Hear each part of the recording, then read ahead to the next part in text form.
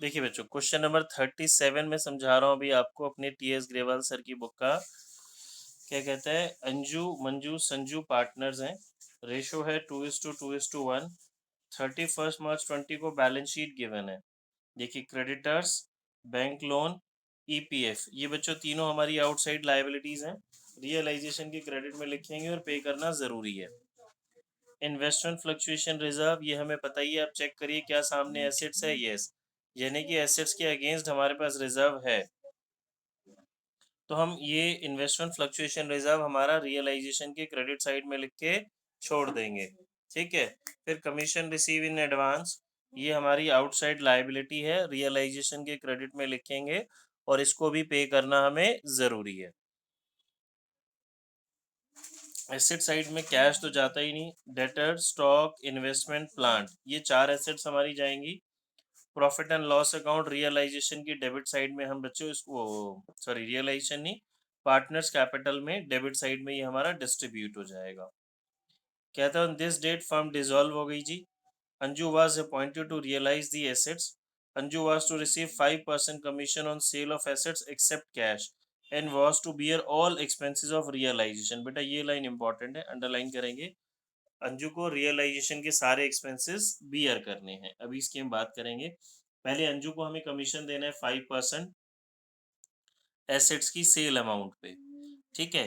That means हमने क्या करना है, जितनी भी, जब हम अभी हम करके भी दिखाऊंगा मैं आपको, जब आप एसेट सेल करते हैं तो जितनी भी एसेट सेल होंगी उसका जो भी अमाउंट आएगा उसका 5% आप अंजू को कमीशन दे देंगे, क्योंकि वो आपके लिए एक्सपेंस है, बिजनेस के लिए, फर्म के लिए।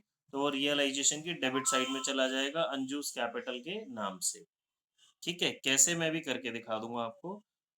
फिर एसेट्स हमारी सेल होगी, डेटर, स्टॉक, इन्वेस्टमेंट, प्लांट 90% में सेल हो गया। ये रियलाइजेशन के हमारे एक्सपेंसेस आ गए। Commission receive in advance was written after deducting 3000। ये बच्चे कमीशन रिसीव इन एडवांस है हमारा लाइबिलिटी, रियलाइजेशन की हमने क्रेडिट में लिखा होगा। कह रहा है जब हमने ये रिटर्न किया, इसकी पेमेंट की तो 3000 डिडक्ट करके किया। दैट मीन्स जब आप इसकी पेमेंट करेंगे रियलाइजेशन के डेबिट में कैश के नाम से, तो आप 5000 रुपीज पे करेंगे। 8,000 का 3000 डिडक्ट करके आप कितने पे करेंगे, 5000। आगे देखते हैं जी, और एडजस्टमेंट्स हैं फिर हमारे पास इसकी। कहता है firm had to pay 8500 for outstanding salaries not provided earlier, unrecorded liability, realisation के डेबिट साइड में आएगा ये हमारा। Compensation paid to employees, this liability was not provided in the balance sheet, ठीक है जी। अगेन अनरिकॉर्डेड लाइबिलिटी, रियलाइजेशन के debit में पे हो जाएगा ये भी 17,000। 20,000 had to be paid for EPF. बच्चों जब आप क्वेश्चन में देखेंगे तो जो एम्प्लॉयज प्रोविडेंट फंड है वो 15,000 था, बट जब अब पेमेंट की बारी आ रही है तो आप कितने पे कर रहे हैं, 20,000, ठीक है जी। तो अब रियलाइजेशन में क्रेडिट साइड में तो हमने ईपीएफ 15,000 लिखा होगा, बट जब हम पे करेंगे तो कितना पे करेंगे, 20,000, ठीक है। चलिए शुरू करते हैं, मैं आपको करके दिखाता हूँ।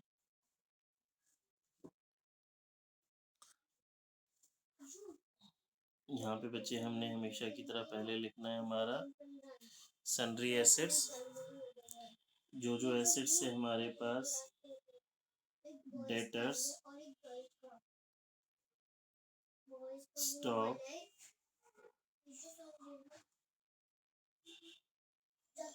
इन्वेस्टमेंट्स, प्लांट, ठीक है बच्चे, ये हमारी एसेट्स आ गई।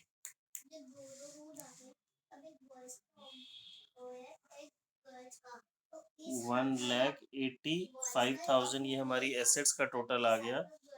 लाइबिलिटीज में देखते हैं जी कौन कौन सी लाइबिलिटीज हैं हमारे पास। क्रेडिटर्स,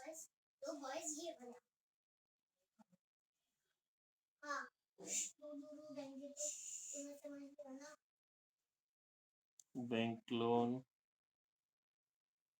ईपीएफ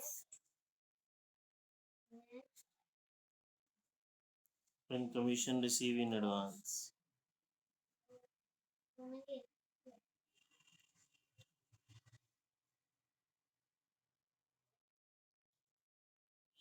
ठीक है जी। देन आईएफआर,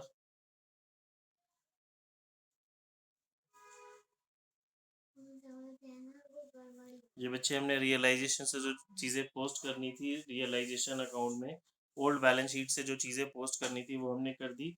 अब एडजस्टमेंट्स पे आ जाते हैं जी। अंजू को कमीशन मिलेगा, इसकी बात बाद में करेंगे। अच्छा बच्चे, ये जो रियलाइजेशन एक्सपेंसेस वाला पॉइंट है ना, Anju was to bear all expenses of realisation. Realisation expenses की मैं नेक्स्ट क्लास में आपको डिटेल में समझाऊंगा, बट अभी आपने इतनी सी बात याद रखनी है कि अगर क्वेश्चन में बोला है रियलाइजेशन एक्सपेंसेस कोई पार्टनर बियर कर रहा है, तो इसकी कोई एंट्री नहीं होगी।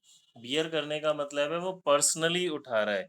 जब कोई भी खर्चा पार्टनर पर्सनली उठा रहा है तो बिजनेस के अकाउंट्स में उसकी एंट्री तो नहीं होगी ना बच्चों। तो इसकी मैं डिटेल आपको पूरे एक्सपेंसेस से रिलेटेड टेबल एक सारा कुछ समझाऊंगा नेक्स्ट टाइम।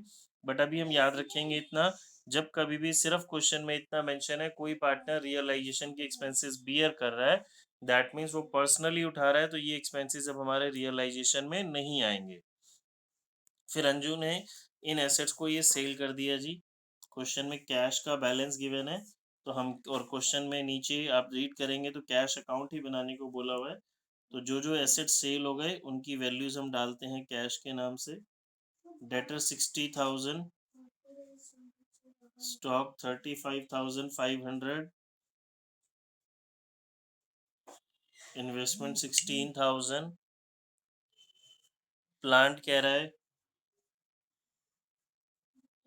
90% में, 50,000 का 90%, 45,000। ये हमारी एसेट सेल हो गई जी। इसका टोटल लिख देते हैं हम।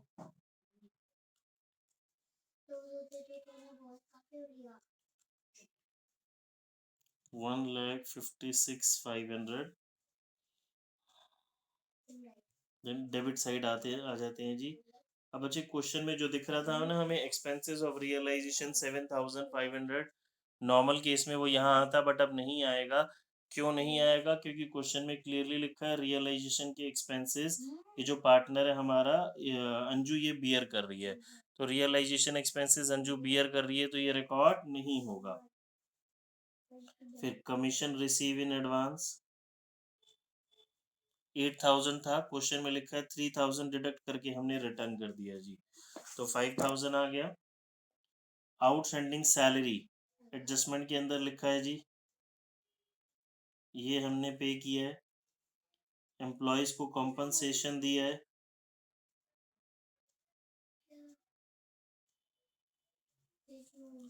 ईपीएफ के 20,000 दिए हैं। देखिए बच्चों, ये सारी एडजस्टमेंट्स तो हमारी हो गई। अब हमें चेक करना है जी कोई लायबिलिटी ऐसी तो नहीं है जिसकी पेमेंट ना हुई हो।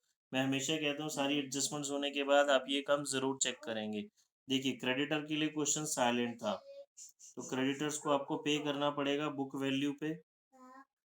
बैंक लोन के लिए क्वेश्चन साइलेंट है, क्योंकि ये आउटसाइड लायबिलिटी है तो ये पे होगी। ईपीएफ के लिए क्वेश्चन ने बता दिया, कमीशन रिसीव इन एडवांस के लिए बता दिया। ठीक है, तो हम इन लायबिलिटीज की पेमेंट करते हैं।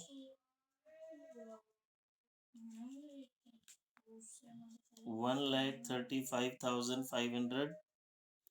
अच्छा जी, फिर अंजू को बच्चे हमें कमीशन देना था, ये समझेंगे। टू अंजूस कैपिटल अकाउंट, ये किस अमाउंट पे देना था? क्वेश्चन में क्या लिखा था? एसेट्स की सेल का 5%। ये बच्चे देखो एसेट सेल हुई है हमारी 1,56,500 की, ये सेल हुई है ना, इसका 5%, इस अमाउंट का 5% ये हमने उसको कमीशन दे दिया। मैं लिख देता हूँ यहाँ पे, ये एसेट्स की सेल अमाउंट थी, इसका 5% ये अंजू का हमारे पास कमीशन आ गया। ठीक है बच्चों जी, अब चेक करते हैं जरा हमारा, इसका टोटल करते हैं। रियलाइजेशन में क्या आ रहा है? गेन आ रहा है, ये लॉस आ रहा है? किसी बच्चे का हुआ बेटा अभी तक?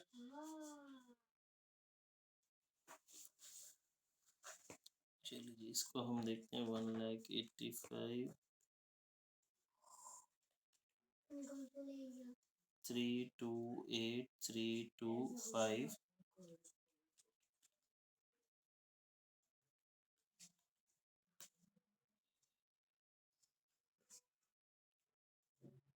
ये बच्चे हमारा ना लॉस आ गया 53,825 का रियलाइजेशन का लॉस आ गया। ठीक है, 3 पार्टनर्स है हमारे पास, संजू, मंजू, संजू।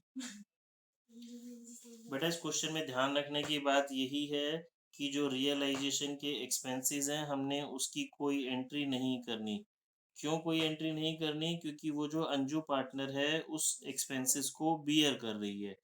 बियर करने का मतलब पर्सनली उठा रही है। ठीक है जी। बट आई होप सभी को समझ में आया। किसी को कोई डाउट है तो पूछें। ठीक है। इसके बाद बनाते हैं हम अपना capital account, partners capital account. सबसे पहले वही हमने लिखना है जी, बाय बैलेंस ब्रॉट डाउन। इसका 50,000, 30,000, नहीं सॉरी 50 है इसका भी, 50, 50, 30। ठीक है। देन पार्टनर्स कैपिटल अकाउंट में चेक कीजिए कोई ऐसी चीज है जो डिस्ट्रीब्यूट होनी है। Yes, asset side profit and loss account था।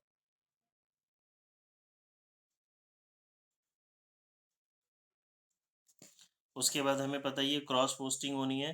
देखिए रियलाइजेशन में किसी पार्टनर का नाम यूज हो रहा है डेबिट साइड, यस ये रहा, ये इसके डेबिट में आ रहा है तो पार्टनर्स कैपिटल के ये कहाँ चला जाएगा? क्रेडिट में।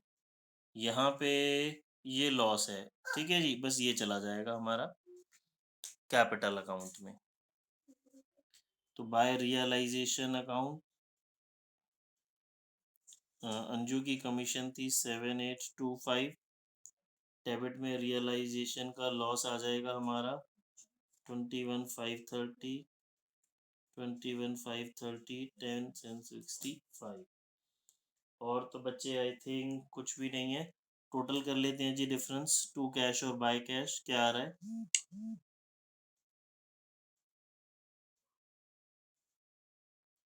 इसका 57,825, इसका 50, इसका 30, बच्चे टोटल यही आएगा।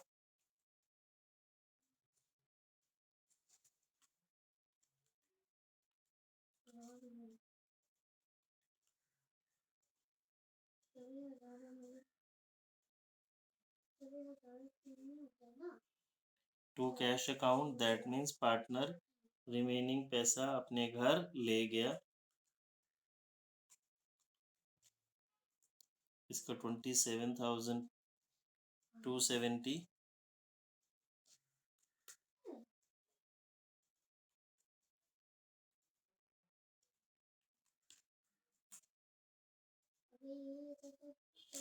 ठीक है बच्चे, देखो इसमें किसी को कोई डाउट?